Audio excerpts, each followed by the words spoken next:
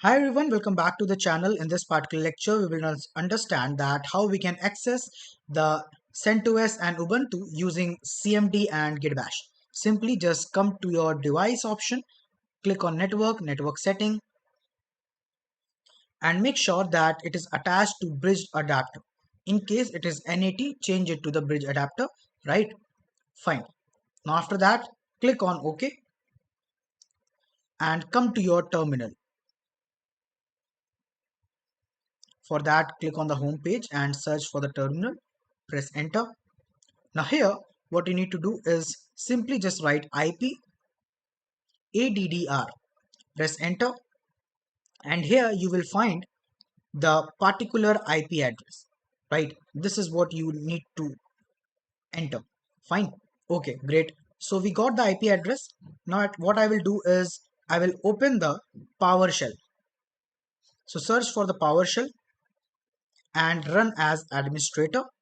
Give the permission. Fine. Now here, what you need to write is, like, after opening it, let me just do one thing, zoom it for you.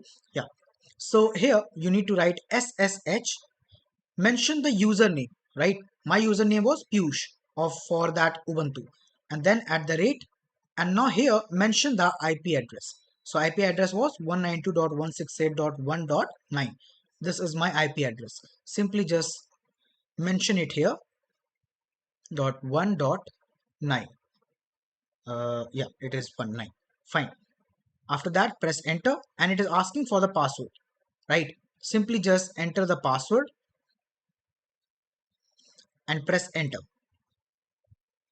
And here you can see now you are connected with the Ubuntu using your CMD. That's great, right? Now you can simply run your commands here in your particular PowerShell, and you can get the response exactly the same you get there. Fine. So this is how you use PowerShell to connect with your Ubuntu, right? The same thing happens with your CentOS also. Now let's search for the Git Bash, and what we will do the exactly same process here in the Git Bash also, right? You can use it here also, like SSH Piyush at the rate. Now mention the IP address, that is 192.168.1.9. Press enter. It is asking for the password.